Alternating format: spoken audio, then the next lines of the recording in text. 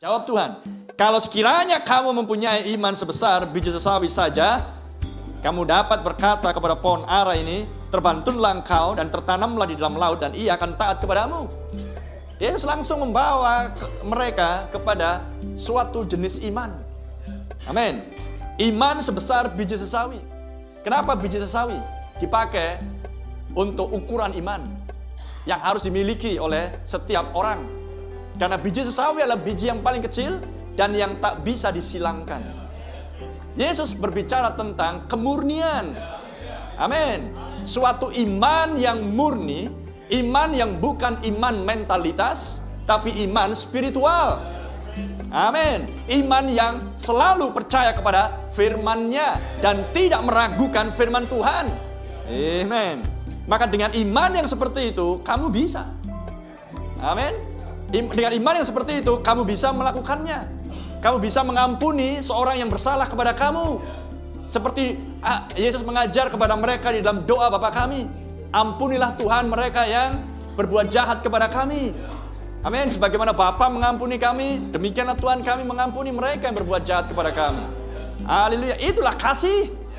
Itulah kasih yang sempurna. Haleluya. Kasih yang tidak munafik. Kasih yang murni. Amin. Iman yang sempurna. Haleluya. Itu berbicara tentang iman yang mula-mula, original faith. Amin. Kitab Yudas berkata, pertahankanlah iman yang dulu sudah diberikan kepada orang-orang kudus. Berbicara tentang gereja Alfa, berbicara tentang gereja mula-mula. Dan di akhir zaman kita memiliki pesan untuk memulihkan iman anak-anak Allah di akhir zaman kembali kepada iman yang mula-mula. Amin. Sebesar apa? Biji sesawi. Amin. Tetapi biji sesawi ini bisa berkata kepada pohon ara, bisa berkata kepada gunung, berpindahlah, tercampaklah ke dalam laut, maka ia akan tercampak ke sana. Ada renungkan itu. Biji sesawi, tapi bisa memindahkan gunung. Bisa membuat pohon ara yang besar, bisa pindah, tercampak ke dalam laut. Haleluya. Suatu iman yang diinginkan Tuhan untuk dimiliki oleh anak-anak Allah. Amin. Dan iman itu yang dulunya sudah diberikan kepada orang-orang kudus di gereja Alfa, di gereja mula-mula, namun yang karena penyesatan, amin, maka iman itu kemudian menjadi hilang. Haleluya. Rasul Paulus berkata tentang iman itu.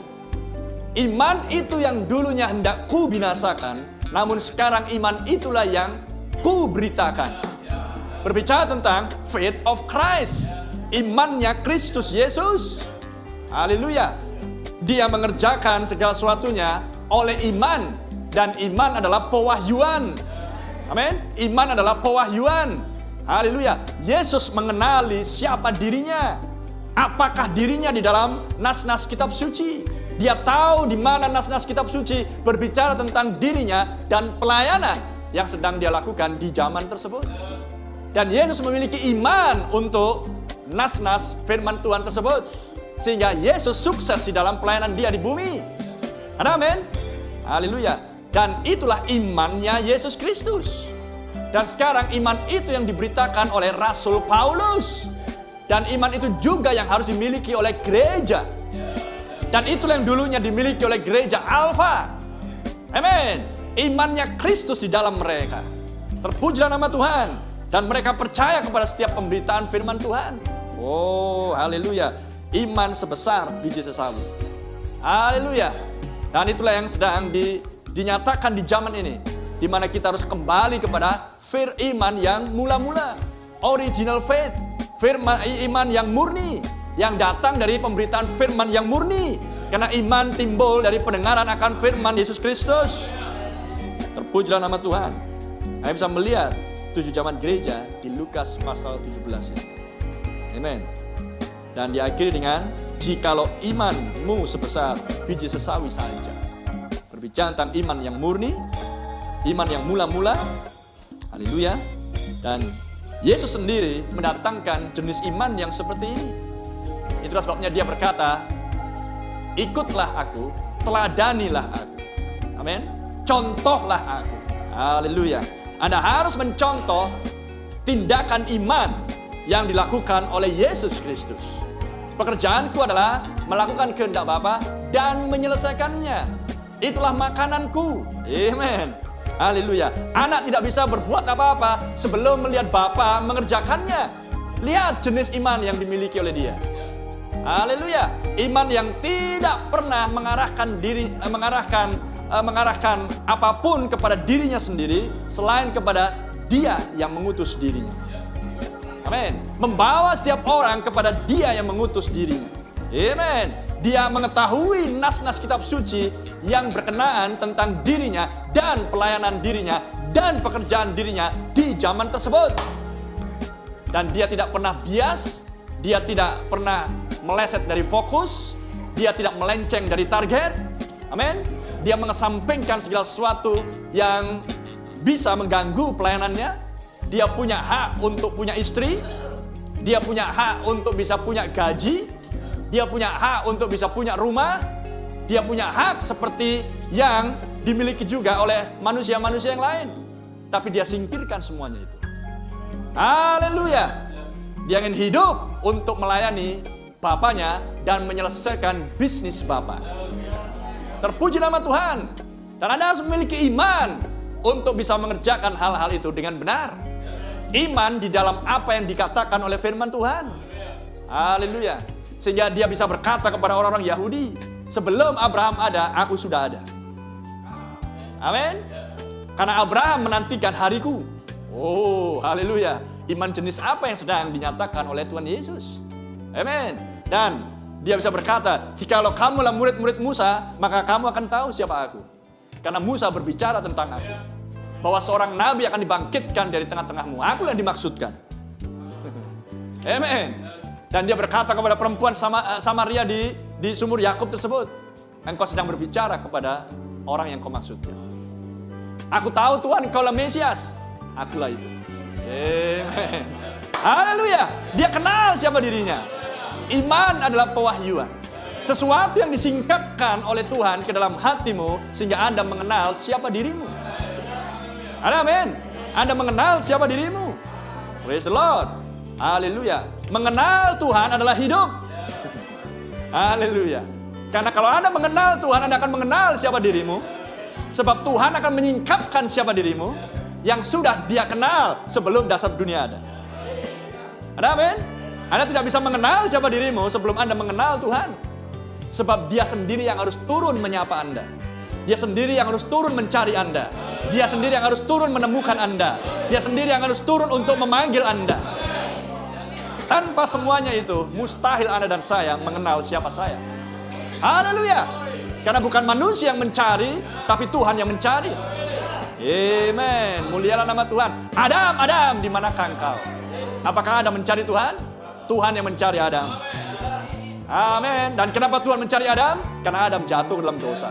Dan siapakah Anda dan saya di hadapan firman? Makhluk-makhluk yang jatuh ke dalam dosa. Haleluya. Dan seorang jatuh ke dalam dosa menyingkir dari hadirat Tuhan. Bersembunyi, takut. Tapi Tuhan mengenal Anda sebelum Anda jatuh ke dalam dosa.